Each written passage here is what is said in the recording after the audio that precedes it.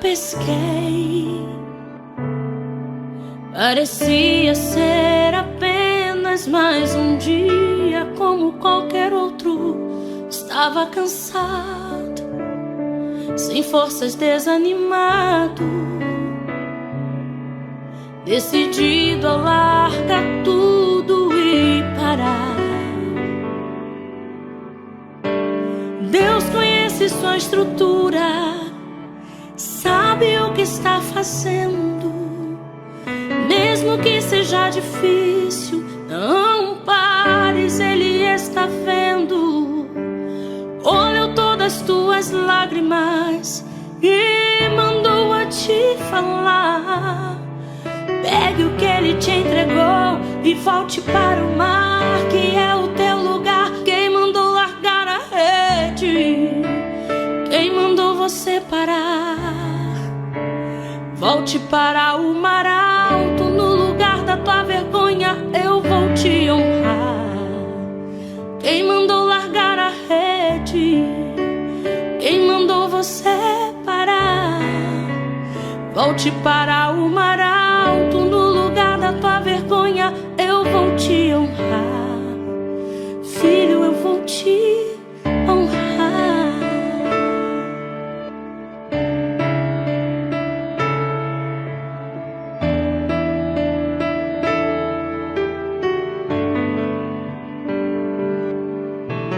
Deus conhece sua estrutura, sabe o que está fazendo. Mesmo que seja difícil, não pares, Ele está vendo. Colheu todas as tuas lágrimas e mandou a te falar. Pegue o que Ele te entregou e volte para o mar, que é o teu lugar. Quem mandou largar a rede? Quem mandou você parar? Volte para o mar alto, no lugar da tua vergonha eu vou te honrar. Quem mandou largar a rede? Quem mandou você parar? Volte para o mar alto, no lugar da tua vergonha eu vou te honrar. Filho, eu vou te honrar.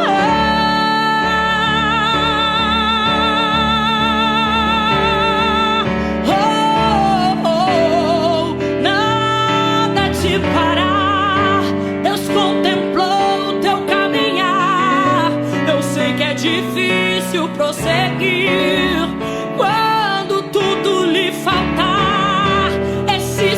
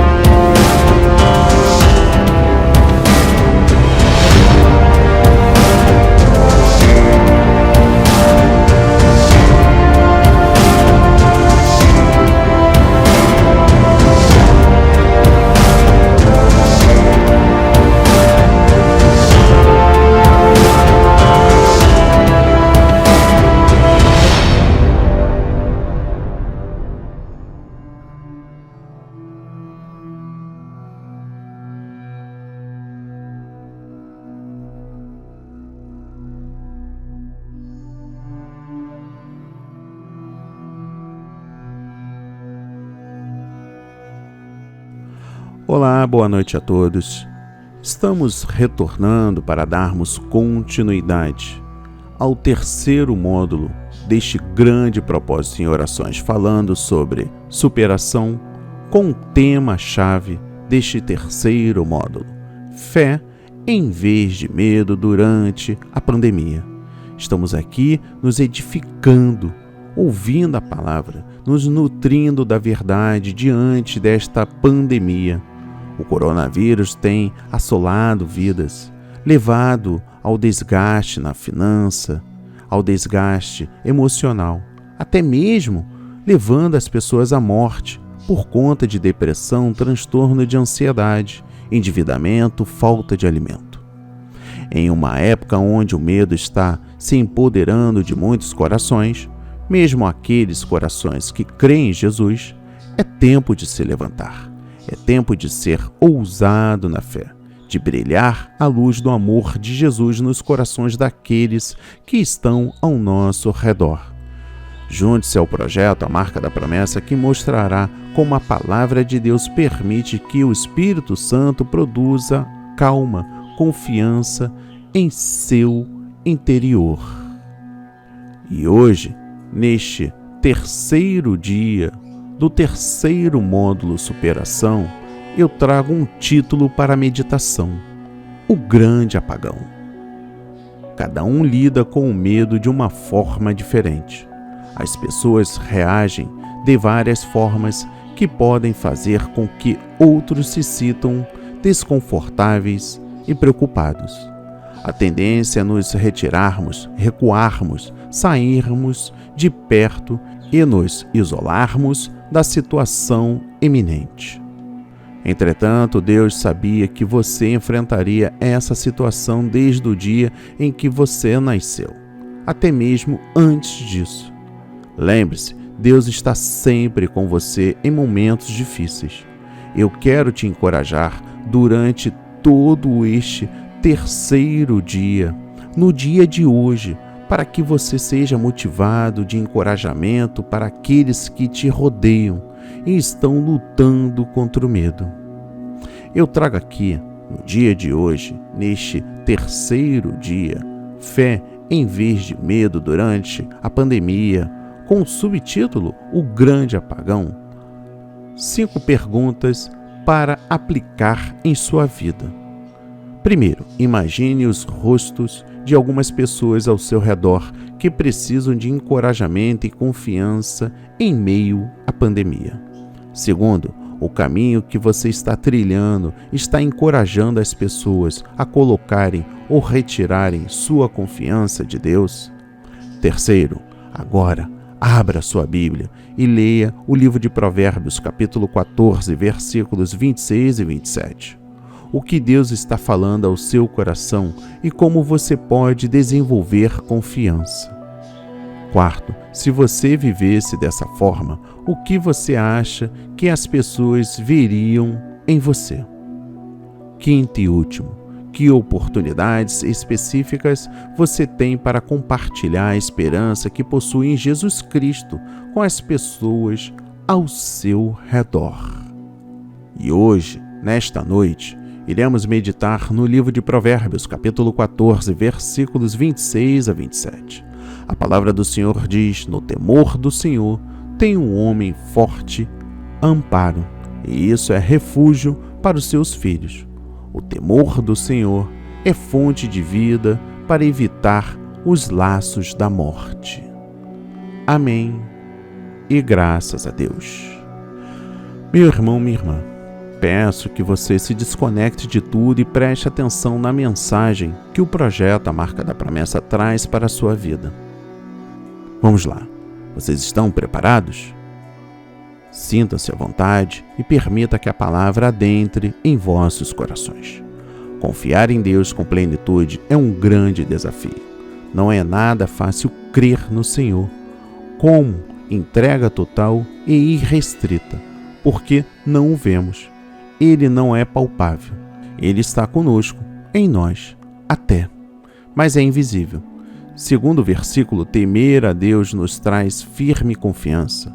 Eu jamais duvido de uma vírgula sequer do que está escrito na Bíblia Sagrada. Sou crítico, questiono, reflito e me debato. Enlouqueço, sofro, busco e me resigno, mas não duvido. Deus é Deus, ponto. Mas isso tudo não impede de que eu tenha crises de fé ou crises de confiança. Dias atrás, em conversa com um amigo, ouvi dele as seguintes palavras: Deus não existe. O Senhor me deu graça para conversar com ele, mas aquilo me chocou um pouco, admito. Minha fé não foi abalada. Nada mudou em mim com relação à minha crença em Deus Pai. Porém, fiquei muito triste. Saí de lá com uma sensação de incômodo no meu íntimo. Eu disse a ele que gostaria de poder lhe emprestar meu coração, para que ele tivesse contato com o que eu sinto e como eu apercebo-me dele, do Senhor. Mas isso, claro, é impossível. Essas experiências com Deus são pessoais e intransferíveis. Falei como pude sobre isso, até a nossa conversa terminar. Fui embora de sua casa, feliz, por um lado, de ter falado de Deus para alguém, e incomodado, por outro lado, por conta de uma sensação de pesar, que não saberia explicar. No dia seguinte, tive algumas desaventuras no trabalho que me afastaram bastante e fiquei com um ânimo bem ruim, de baixo astral, como se diz em gíria, muito ansioso e com o peito pesado. E lembrei-me da frase do meu amigo: Deus não existe. E isso só fez piorar o meu estado de espírito. Fiquei descompensado. Na verdade, tomei um calmante. 2, eu acho. Me acalmei um pouco, até que dormi. No dia subsequente, pouco havia mudado. Mas, mais uma vez, eu tive a clara percepção de que desesperar-se, em maior ou menor grau, não ajuda ninguém. Talvez, quem poderá saber, o incômodo que tive com meu amigo tenha sido um tipo de egoísmo meu, ou de me colocar no lugar dele e pensar que podia ser eu a pessoa que acreditava que Deus não existia. Só de escrever esta frase, eu já me sinto mal e triste por ele.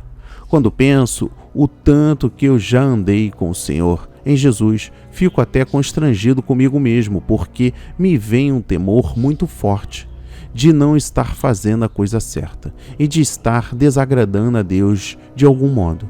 Eu jamais poderia pensar que Deus não existe, especialmente porque sei que Ele tem me ajudado até aqui. E a frase do meu amigo, por mim lembrado naquele instante de instabilidade meu, fez-me cogitar a ideia dele por um momento. Eu pensei nisso, em meio ao meu desespero, e pedi um sinal, um alívio no peito, qualquer coisa, e nada. Nada do que eu pedi. Contudo, o Senhor me deu um alento por outros meios dele. Como sempre, Ele sabe o que faz. Ora, se eu digo que Ele sabe o que faz, por pura e simples dedução, quem ouve esta mensagem agora entenderá que eu sei que Ele existe. É uma dádiva de Deus saber que Ele existe. E algo muito mais significativo é saber que Ele está conosco. Firme, confiança, Ele nos serve de refúgio. Tudo que vemos à nossa volta passa, mas Deus permanece para sempre. O ser humano nasce, vive e morre, e é reduzido ao pó, mas o seu espírito volta ao Senhor, que o deu e a vida. Fôlego de vida, como dizem na Escritura. Na caminhada da minha vida tive a bem-aventurança e a honra de saber que Deus existe, e tive a graça de estabelecer uma relação com Ele, de intimidade, que me traz conforto e paz interna. Mesmo assim, no meu desespero, veio-me à cabeça a frase do meu amigo, e me detive nela por um curto lapso de tempo. Tenho calafrios só de pensar que pensei naquilo, mas sou honesto com os meus sentimentos, tanto quanto naquilo que eu trago para você, nesta meditação, como quando converso com alguém sobre o Senhor. Se alguém quiser me atirar uma pedra, ou várias, pelo meu pecado de considerar a frase de meu amigo num momento ruim de agitação desordenada minha, tudo bem, sou pecador assumido, e redimido e perdoado e humano. O caso aqui, no entanto, é observar que nós somos humanos, propensos a essas crises de fé ou crises de confiança. E isso não deve ser considerado pecado, mas fraqueza, desespero, turbulência de espírito, humanidade, carne fraca, enfermidade, ou quer que seja. Apenas que cada pessoa seja honesta e sincera, consigo e com Deus, e tudo se resolverá. Deus existe, existe sim. Deus é bom, e é bom. Deus é Pai, Jesus o chama assim. O Senhor Deus é um alto refúgio para os seus filhos.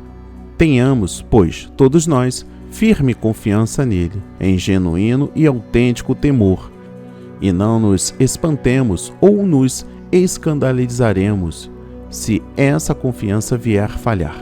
Por vezes, durante a nossa vida, isso vai acontecer, mas essas são as oportunidades de vermos o agir de Deus e de atestá-lo. De resto, que fique em nossa memória e corações, no temor do Senhor, a firme confiança e será um refúgio para os seus filhos. Meu irmão, minha irmã, você já foi surpreendido por uma chuva torrencial, estando no meio da rua? Lembre-se de que correu em busca de um lugar seguro para se proteger. Aquele lugar era um refúgio em meio à tormenta.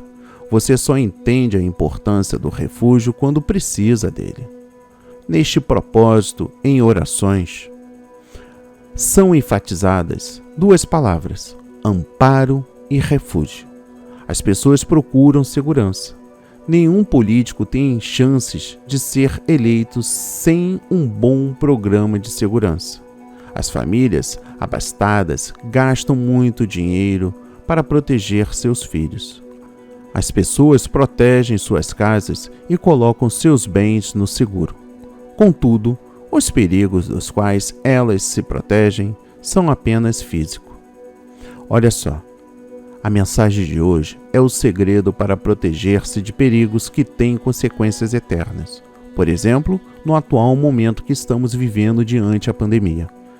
Além do vírus que está circulando, existem outros fatores que geram a morte: a depressão, transtorno de ansiedade, a solidão, o medo da morte, outras doenças que encadeiam com o medo. O próprio Jesus disse: não temais os que matam o corpo e não podem matar a alma. Mateus 10, versículo 28. Nós, seres humanos, somos por naturezas imediatistas. Só olhamos o presente e, na melhor das hipóteses, o futuro imediato, a brevidade de nossa existência. Preocupamo-nos pelo que vemos e tocamos. Não vemos consequências eternas de nossos atos. Salomão menciona o temor do Senhor como o melhor programa de segurança relacionado com o ser humano. Ao falar do temor do Senhor, ele está se referindo à obediência respeitosa aos conselhos divinos. Ninguém que segue à risca o guia das estradas corre o risco de perder-se no caminho. A Bíblia é um mapa que indica um destino glorioso para você e seus filhos. Faça de hoje um dia de obediência. O ingrediente mais importante na vida de uma pessoa vitoriosa é um coração de servo obediente. Não se trata de servilismo barato e irracional, e sim de uma obediência consciente aos conselhos de alguém que conhece o caminho melhor do que nós. O benefício não será apenas você, mas também seus filhos, aos que estão ao seu redor. O poder de sua influência levará a família toda a respeitar os princípios protetores da vida. Com esse pensamento em mente, enfrente os desafios de hoje. Não tema, você está protegido pelas promessas maravilhosas de Deus. E não se esqueça, no temor do Senhor, tem um homem forte amparo, e isso é refúgio para os seus filhos. Meu irmão, minha irmã, e eu encerro com a seguinte reflexão: como ser um refúgio para seus filhos, levando em consideração que você é a cabeça da casa. Neste momento da pandemia, saiba que a saúde mental também é importante neste tempo da adversidade. Não importa a sua qualificação dentro do seu lar, o importante é como ser um refúgio para os seus filhos. Se o papai estiver amedrontado, para onde se voltarão os pequeninos? Papais deveriam ser seguros. Eles deveriam saber o que fazer, como resolver problemas, consertar as coisas e, sobretudo, proteger seus filhos do mal. Mas o que ocorre se uma criança vê o medo na face de seu pai? E se o papai estiver tão assustado quanto a criança e não souber o que fazer? Neste caso, a criança fica totalmente perturbada e se apavora. Ela sente que o único lugar firme, bom e confiável de refúgio não é mais seguro. Mas se o papai é confiante, a criança tem um refúgio. Se o papai não está entrando em pânico, mas está calmo e firme, todos os muros podem vir abaixo, todas as ondas podem quebrar, todas as serpentes podem sibilar e os leões rugir, mas os braços de seu pai ainda serão um lugar seguro. O papai é um refúgio, contanto que seja um papai confiante. É por isso que o livro de Provérbios, que é o tema de hoje, diz: ele será um refúgio para os seus filhos. Se o papai possuir uma firme confiança, a confiança do papai é o refúgio de seus filhos. Pais, a batalha para ser confiante não é apenas sobre nós, mas sobre a segurança de nossos filhos. É sobre o senso de segurança e felicidade deles. É sobre eles crescerem aflitos ou firmes na fé. Até que as crianças possam conhecer a Deus de uma forma profundamente pessoal, nós somos a imagem e a personificação de Deus em suas vidas. Se formos confiantes, confiáveis e seguros para eles serão muito mais inclinados a apegar-se a Deus como seu refúgio quando, mais tarde, as tempestades lhes sobrevirem. Então, como nós devemos obter essa firme confiança? Afinal, nós também somos pequeninos, somos vasos de barro, fracos, quebrantados, lutando contra dúvidas e ansiedades. Será que a solução é fazer nossa melhor encarnação e esconder o que somos verdadeiramente? Isso nos levará a úlceras, no melhor dos casos, e no pior, ao duplo erro de desonrar a Deus e rejeitar os nossos adolescentes. Esta não é a resposta. O livro de Provérbios de hoje nos dá outra resposta. No temor do Senhor, há firme confiança. Isso é bastante estranho. Diz que a solução para o temor é o temor. A solução para a timidez é o temor. A solução para a incerteza é o temor. A solução para as dúvidas é o temor. Como pode ser isso? Parte da resposta é que o temor do Senhor significa ter medo de desonrar ao Senhor, o que significa ter medo de duvidar no Senhor, que significa ter medo de temer qualquer coisa que o Senhor tenha prometido te ajudar a superar. No caso, esta pandemia. No caso, a ansiedade, o transtorno de ansiedade, o medo. Em outras palavras, o temor do Senhor é o grande destruidor de temores. Se Deus diz: não temas, porque eu sou contigo. Não te assombres, porque eu sou o teu Deus, e te fortaleço e te ajudo. Isaías 41, versículo 10. Então, coisas temíveis é se preocupar com o problema no qual ele disse que iria te ajudar. Temer o problema quando ele diz: não temas, eu te ajudo, é um voto de desconfiança contra a palavra de Deus, e isto é uma grande ofensa a Deus. E o temor ao Senhor, ao contrário, faz qualquer um estremecer ante tal ofensa a Deus. Se o Senhor diz: de maneira alguma te deixarei, nunca jamais te abandonarei, então você pode dizer confiantemente: o Senhor é meu auxílio, não temerei. Que me poderá fazer o homem? Hebreus 13, versículos 5 e 6. Se o Senhor te diz isso, Então, não confiar na presença e auxílio prometidos pelo Senhor é uma espécie de orgulho. Isso coloca o nosso parecer do problema acima do parecer de Deus.